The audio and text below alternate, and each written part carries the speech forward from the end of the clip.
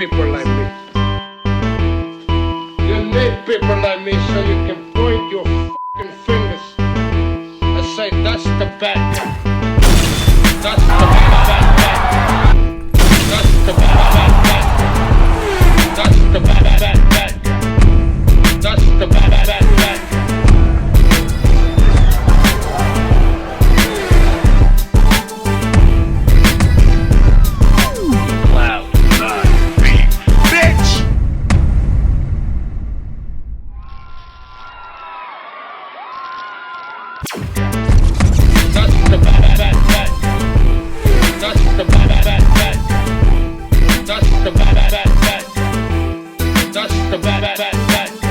Welcome to the motherfucking relay. We're covering today's top boxing news. Okay, we'll start with this per tweet from the Boxing Waffle. Spring 2023, three-weight, two-time undisputed champion Clarissa Shields could fight Natasha Jonas, the junior middleweight division's Unified Ring Magazine and lineal champion per Dimitri Salita, Clarissa Shields' promoter, who stated, "We want the fight and are very keen on making it happen early next year." I'm just going to come right out and say it. I don't like this fight. Give me a Terry Harper rematch before this. That has more chance of being a competitive fight than this fight. That's me speaking as a consumer. That's me speaking as a boxing fan. Moreover, that's me speaking as a fan of Natasha Jonas overall. Natasha Jonas is one of my favorite fighters and one of my favorite comeback stories in the sport. And opposite the ring, Clarissa, I'm sorry to say, I think Natasha's great. I think she's one of the best fighters pound for pound in the sport, but I also think she'd be biting off more than she could chew with Clarissa Shields. Natasha is not a natural junior middleweight. I don't think she has the size, the durability, or the gas tank for this fight. Clarissa Shields is a very special fighter who's in the best years of her career as an athlete and a pugilist. She's naturally bigger than Natasha, several years younger than Natasha. I'm sorry to say that as much as I like Natasha Jonas, I don't give her no chance to win this fight. I don't, which begs the question, why is she doing this? She knows her boxing, and so does Joe Gallagher, Tesco Joe, Smoking Joe Gallagher. They have to know there is very little chance of victory in this fight, so why go through with this? The money. The fucking money. Very recently, Natasha Jonas was made a sizable offer, at least according to Eddie Hearn, the offer was sizable. A sizable offer to do a rematch, an undisputed junior middleweight title fight with her old buddy, Terry Harper. And Natasha Jonas scoffed at the offer, saying, maybe that's a big offer to Terry, but it's not a big offer to her, not based on what she is now making under the Boxer banner over there at Sky Sports. And I'd wager that the people at Sky would pay Natasha more money to take on Clarissa than Matchroom would pay her to take on Terry. That's what I think it is. That's what I think is going on. Initially, I thought that Jonas versus McCaskill at 147 pounds, a better weight for Natasha in what would be a more winnable fight. I thought that was an option up until Rick Ramos, who handles the career of Jessica McCaskill, completely blew off that idea. And with the world title situation being what it is, between 147 all the way down to 118 pounds, Matchroom has a lot of prize stallions anywhere in between there, and Natasha Jonas ain't doing business with Matchroom. You know, Natasha, I don't see her going all the way back down to super feather or lightweight. At 140 pounds, Chantel Cameron, yet another Matchroom fighter, she's got the run of the place. She's got all the belts. At 147, Jessica McCaskill has all the belts. You know, that's why Natasha ended up going all the way up there to junior middleweight. You know that's why, because Matchroom has control over most of the alphabet titles anywhere in between 118 bantamweight and 147 pounds. Welterweight. But I don't like this fight for Natasha. I don't want to see her get hurt biting off more than she can chew opposite the ring Clarissa Shields, just to spite Eddie Hearn, spite Steffi Bull, and spite Terry Harper. The Harper fight is the more sensible and sensical fight for Natasha Jonas. It's for undisputed. It's worth some money. People want to see a second fight. They want to see a rematch. Hey, listen, worst comes to worst, you're the A side. Make Terry come to you. Demand that they do the fight on Sky Sports and Boxer so that you'll be the house fighter. Sky Sports and Boxer have got plenty of money to throw around. Demand that the fight happens on your side of things so you don't get treated like an opponent the way you did before. You're the A side now. You're the Ring Magazine Lineal and Unified Junior Middleweight Champion. It's your show. I don't want Natasha to fight Clarissa, and I'm not going to apologize for that. Clarissa's too big, too fast, too durable, too well-schooled. There's no chance Natasha beats Clarissa at 154 pounds or anywhere else. I don't like the fight. I don't like it.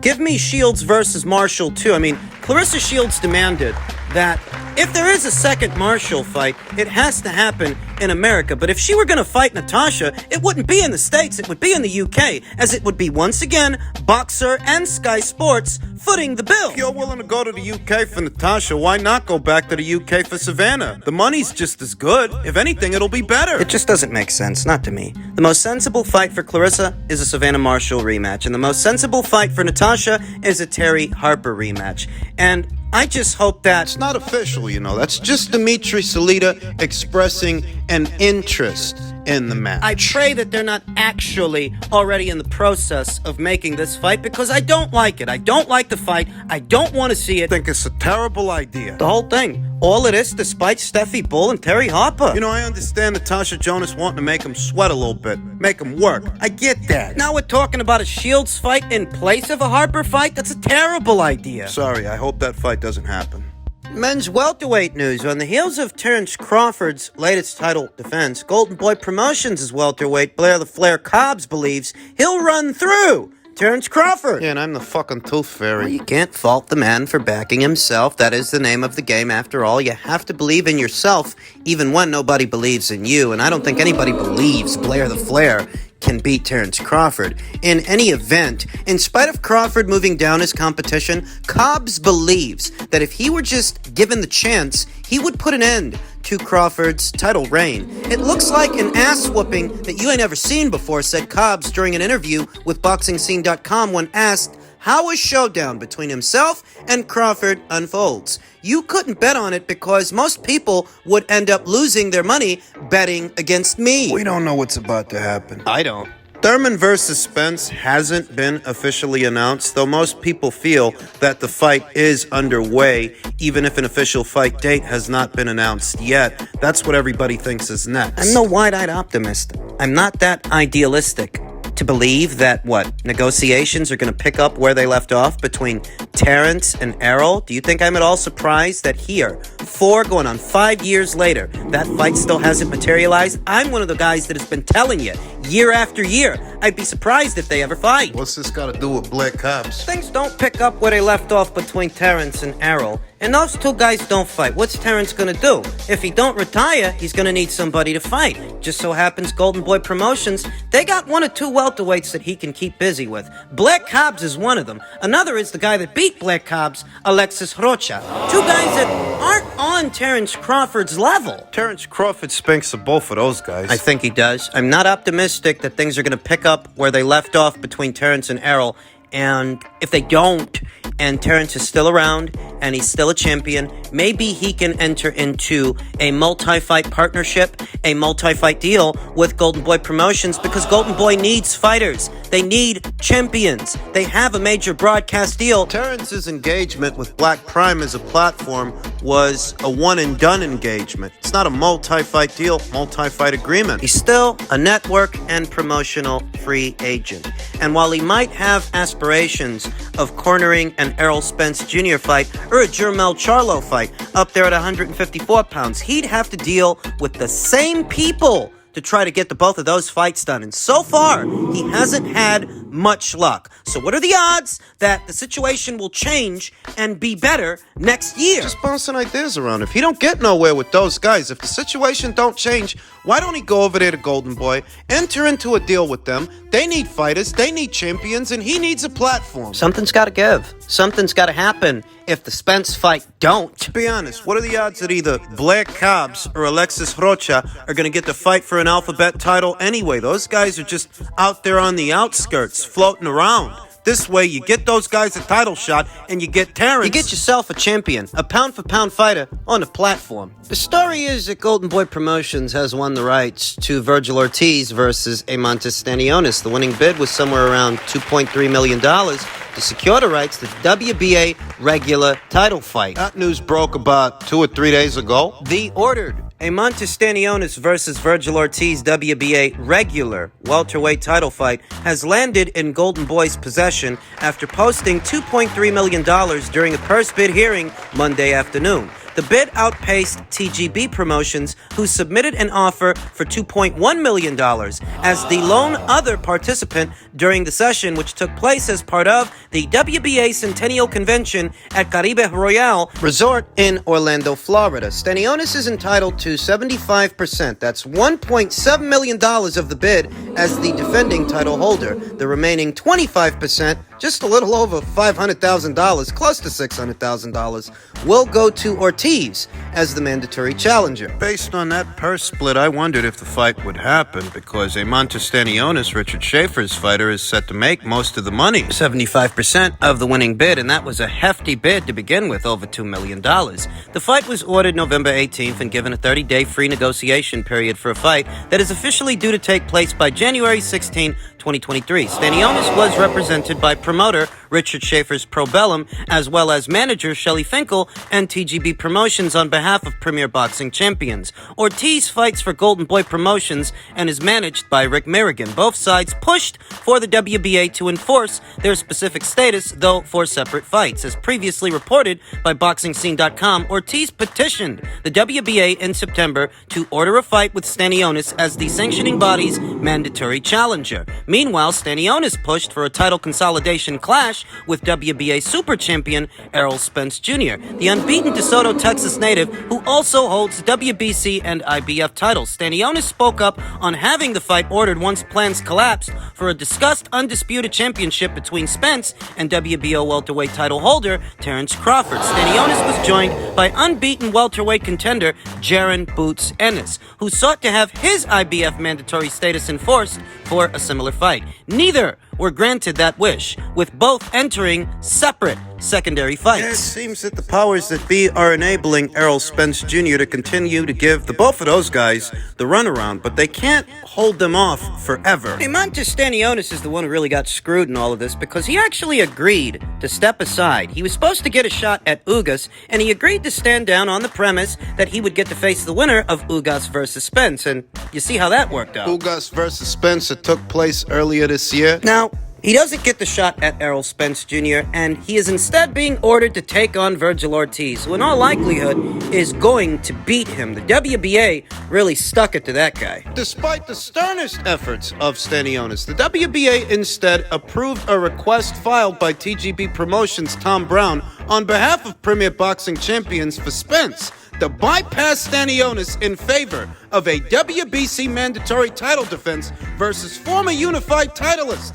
Keith Thurman. I'll tell you, Al Heyman and his PBC, TGB, they ain't doing Stanionis any favors. You wonder if he should even stay on that side of the street beyond the Virgil Ortiz fight. They fucked him. They fucked that guy out of a title shot that he was supposed to get a while ago. And he was already the mandatory challenger by way of the WBA before Keith Thurman even came back this year. But look at what they did. They fucked him. They're moving heaven and earth to keep Errol Spence Jr. out of harm's way and in winnable fights. So you have to wonder, how much longer will he continue to campaign in the welterweight division? Will he still be there beyond this upcoming Virgil Ortiz versus Stanionis fight? Because the winner of the fight becomes his mandatory challenger, and the WBA is still in the process of consolidating regular titles and super titles, so it's only a matter of time before an order comes down ordering Errol to fight the winner of that fight. If the winner of that fight is Virgil Ortiz, who's with Golden Boy Promotions, an outfit that's got a little bit more muscle behind them than little old TGB. You see who placed the winning bid. If Virgil Ortiz beats Stanionis, you could do a fight between Virgil and Errol in Texas, and it would make a lot of money, but because of promotional and platform issues, who's going to get the broadcast rights to the fight, you have to wonder if that's a situation that Errol wants to get all caught up in. He couldn't do a fight with a network and promotional free agent. Tack on a promoter and tack on a network, it's an even more hairy situation. So if Errol leaves the welterweight division, what's the next best fight you can make for Virgil? A Crawford fight. A Terrence Crawford unification match in that scenario, because in that scenario, if Errol leaves the welterweight division and Virgil is WBA regular champion, he would in effect be elevated to full champion status. Winner, if it ever happens, you'll see. I hope it happens. Is it going to happen? Are you confident it happens? Okay, man. You think about this. You get hyped for something, you want something. That's like the kid getting ready for Christmas. And you just hope. I mean, you got the parents who never put any gifts under the tree. You go downstairs, there's no gifts under the tree.